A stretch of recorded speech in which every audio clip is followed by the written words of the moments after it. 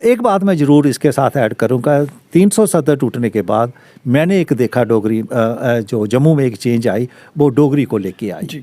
वो चाहे नए बच्चे मैंने देखा जो डोगरी में गाने आए, डोगरी में मतलब इतना कुछ मैं देख रहा हूँ। अभी नए स्टैचू की आपको बात बताऊं, पहले तो चलो थोड़ा सा एडवांस देख के करते थे, स्टैचू नहीं लगा 10 साल 15 साल नहीं लगा तो ठीक है, कुछ ना कुछ तो इतना लंबा समय डालते थे। हाँ, कुछ तो मिल जाता था। लेकिन अभी नया जो उन्होंने किया, अभी मैंने एक स्टैचू बनाया, एक पैसा तक नहीं उन्होंने मुझे दिया। अभी सारा अपने से करो, बाद में लगेगा। तो मैं मेयर साहब से यही बात की उनसे, मैं सर आप ये बताएं, आपका 10 साल मतलब कोई पंगा पड़ता है, कोई जगह नहीं मिलती है आपको, कुछ होता है तो मतलब वो आर्टिस्ट तो मर गया ना, फिर वो मरने के बाद उसको पेमेंट होगी फिर, या उसको नहीं होगी, जो भी होगा।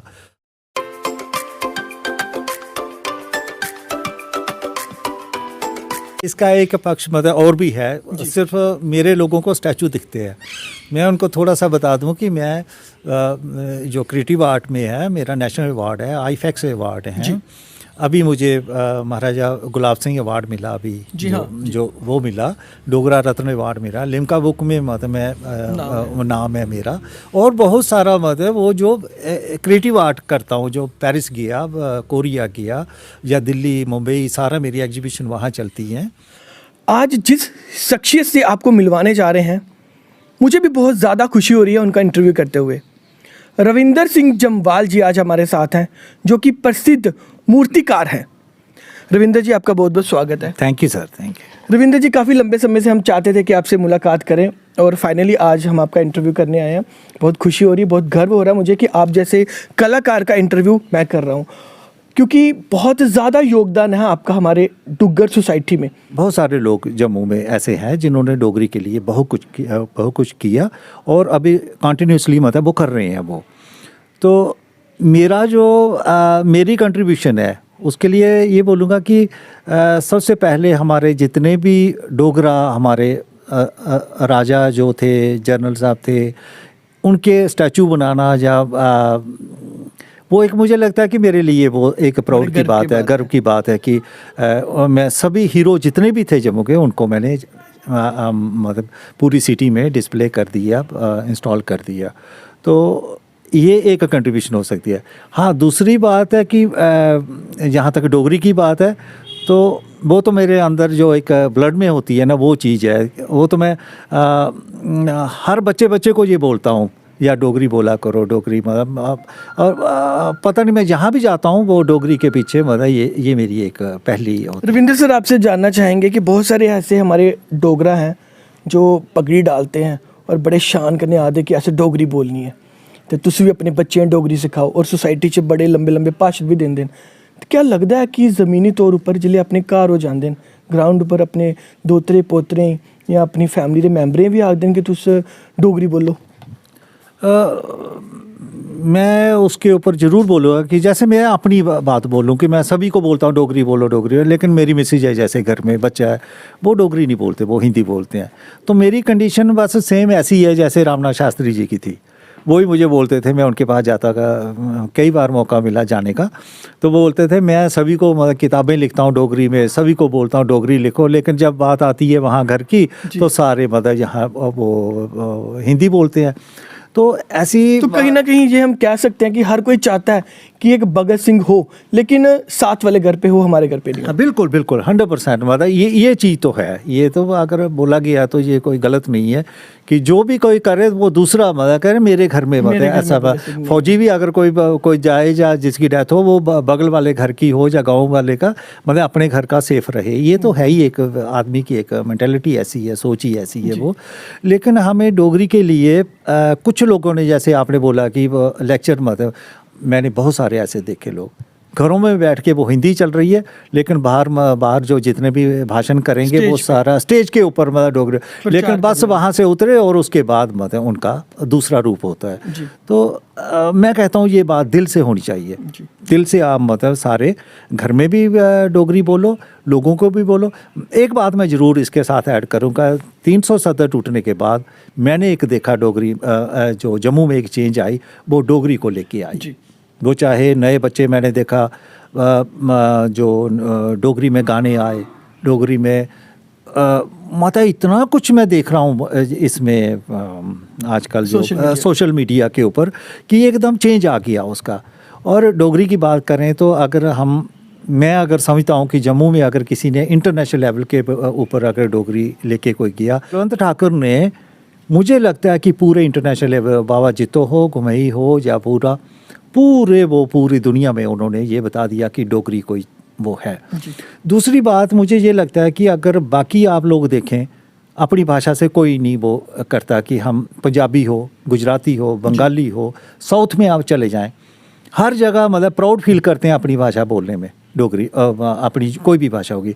लेकिन हमारा डोगरा एक देखा कि शर्म फील करते हैं जब डोगरी बोलते हैं। जिसको हिंदी नहीं आती, डोगरी बोलता है, वो इलिटरेट आदमी हो गया, अनपढ़ आदमी हो गया। ये इनकी धारणा जो है, मुझे लगता है कि ये सबको चेंज करनी होगी। तो तुम्हें क्या लगता है कि माँ प्यो का कितना इंपॉर्टेंट रोल है इस बीच च? अगर माँ प्यो एक कोशिश करन कि असें अपने बच्चे गी डोगरी सिखानी है, लेकिन जिसले साडी सोसाइटी च कोई बच्चा जिसले डोगरी बोलदा है ना, तो उसी लोकल भाशा दे ग्राई है, तो जिसले कोई इंग्लिश बोले ना, तो माँ प्यो भी बड़े इ'यां छाती चौड़ी हो जाती कि साढ़े बच्चे ने इंग्लिश बोली, तो सारे लोग उसी दिखते हैं कि वाह जी ने बड़ी अच्छी एजुकेशन दी बच्चे ही।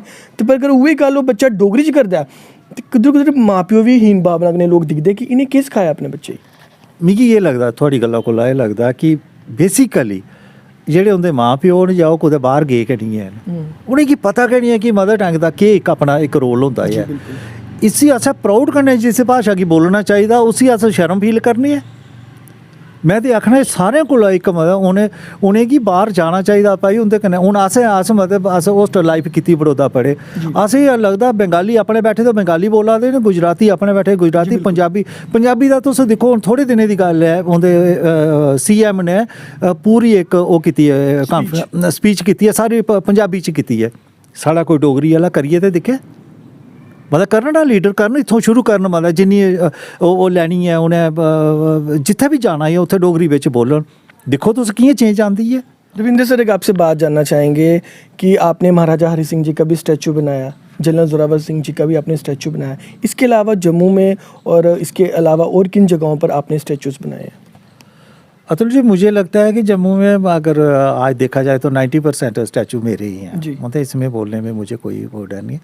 कोई 4-5 छोड़ के बाकी जितने भी स्टैचू लगे हैं वो सारे हैं। वो चाहे आप वहाँ से शुरू हो जाए, महात्मा गांधी से लेके मियाँ डिडो, महाराजा हरि सिंह, वो पार्क वाले हों, वो हो विक्रम सिंह जी का जन्म, राजेंद्र सिंह, ब्रिगेडियर राजेंद्र सिंह जी का, जोरावर सिंह जी का वो घोड़े के ऊपर जो बैठे हैं जनरल जोरावर सिंह, महाराजा गुलाब सिंह का अभी जो 20 फुट का स्टैचू बन रहा है, बस वो मार्च महीने में शायद वो इंस्टॉल हो जाए।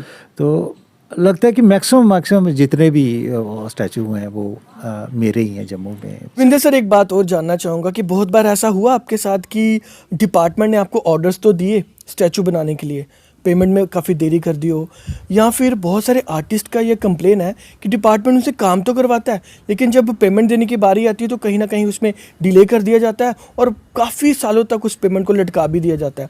तो कभी आपके साथ ऐसा हुआ कि आपने खुद से बहुत सारी इन्वेस्टमेंट कर ली हो और जब पैसा देने की बारी हो तो डिपार्टमेंट कहीं आनाकानी करे? बिल्कुल, इस समय मेरे साथ वो चल रहा है। मतलब इतना मैं सीनियर आर्टिस्ट हूँ, मुझे ये सारा कुछ मतलब फेस करना पड़ रहा है।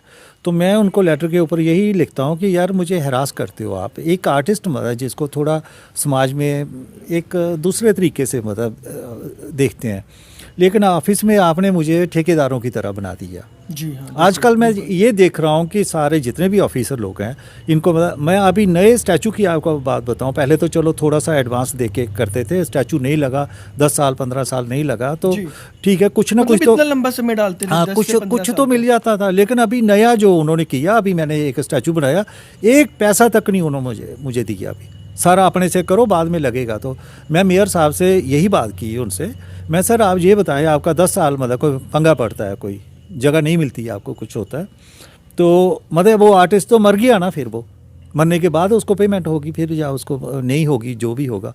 तो कहते नहीं जी कोई आर्टर नहीं। मैंने कहा आपने हमें ठेकेदारों का कॉन्ट्रैक्टर बना दिया ना एक। जी बिल्कुल। मतलब जस्ट मतलब लाइक artist पे take पूरे करना जैसे था। वो पुली बनाते हैं, रोड बनाते हैं, वो फिर sanction होता है, आपने फिर बहुत कोई लंबा थोड़ा procedure। सा भी फर्क नहीं रखा अभी। आर्टिस्ट की एक अलग थोड़ा सा होना पहचान है, चाहिए, जी। पहचान होनी चाहिए उनमें और हमारे में। अब एक ही चीज़ हो गई। जी। तो कहते हैं अब पीछे से ही ऐसा हो रहा है, हम क्या करें, मतलब ये सारा। तो उनका ये कहना था पूरा लग... रविंदर सर, एक बात और आपसे जानना चाहूँगा कि सबसे पहले आपको कौन सा असाइनमेंट मिला, कौन सा स्टैचू आपने जम्मू में और कश्मीर में कहाँ इंस्टॉल किया आपने सबसे पहला स्टैचू? सर उसके लिए तो ज़रूर मैं बोलूँगा कि जैसे मैं बड़ौदा से आया 89 में, जी तो आर्मी वालों ने मुझे बुलाया, जीओसी थे यहाँ टोपी बंगला में। जी तो उस समय मुझे जनरल जोरावर सिंह जी का बस्ट पोर्ट्रेट मिला था, जो 4.5 फुट का। जी, क्या बात है। तो उसमें मेरी प्राउड वाली ये बात थी कि जैसे ही मैंने क्ले में उनके स्टूडियो में बनाया, मैं वहाँ सतवारी में उन्होंने मुझे कमरा दिया, मैंने वहाँ बनाया। तो उस समय 4 उसमें सिर्फ जनरल आए थे देखने के लिए, नगरोटा से, या मुझे नहीं पता, वहाँ एक तो वही के थे, दूसरे नगरोटा से, 3-4 आए थे। मतलब उस समय पूरा पता है कि हेलीकॉप्टर में आए वो देखा।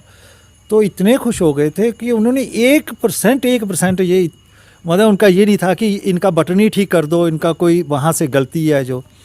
तो मेरे टीचर मेरे साथ थे, पद्मश्री, मतलब हूबहू जैसे जनरल मतलब वो सोच भी नहीं वैसे आपने सकते उतार थे दिया उनको। इतनी उनकी डायनामिक पर्सनालिटी ये बना देगा। हालांकि मैं उस समय छोटा ही था जब उस समय आया। तो मेरे साथ मेरे टीचर थे राजेंद्र टिक्कू, जी। पद्मश्री जो हैं। जी तो रियली उस समय उन्होंने मेरे ऊपर बड़ा प्राउड फील किया कि मेरा स्टूडेंट है, तो इसने पहला स्टैचू बनाया और इतना अप्रिशिएट हुआ। जी तो वो जो अभी इस समय सुजमा जनरल जोरावर सिंह स्टेडियम में जी। वहाँ पर लगा है। सर, कोई संदेश आर्टिस्ट के लिए, जम्मू वासियों के लिए? देखिए, जम्मू वासियों के लिए बस यही है कि थोड़ा जो दुख होता है कि अपनी भाषा के लिए सिंसियर नहीं है, अपने कल्चर के लिए सिंसियर नहीं है, अपनी हेरिटेज के लिए सिंसियर नहीं है। तो ये थोड़ा सा अभी एक टाइम आया है, आप सारे इकट्ठे हो जाओ और एक थोड़ा सा अपने डोगरी के लिए, डुग्गर के लिए, अपने जम्मू के लिए कुछ मदद करें, कुछ सभी मिलके। और कलाकारों को तो यही बोलूँगा, बच्चों को आगे, कि जो भी काम करना है थोड़ा सोच समझ के काम करें, मेहनत ज़रूर करें। लेकिन काम करने का मैं पहले ही बोलता था, ऐसा नहीं हो कि वो 20 साल पहले हो चुका हो। जी, जो करना है नया काम करें, जो दुनिया मतलब अप्रिशिएट करे। बहुत बहुत शुक्रिया हमें अपना कीमती वक्त देने के लिए। और मैं आपको बता दूं कि इतिहास को दोहराने की फिर से एक बार ज़रूरत है, और हमें एकजुट होकर, एक बैनर के तले होकर अपनी माँ डोगरी के लिए आवाज़ उठानी है और अपने हेरिटेज के लिए आवाज़ उठानी है। और उसमें मुझे लगता है कि जो पेरेंट्स का है वो बहुत ही इंपॉर्टेंट रोल है। इसी तरह बने रहें भारत टाइम न्यूज़ 24 के साथ।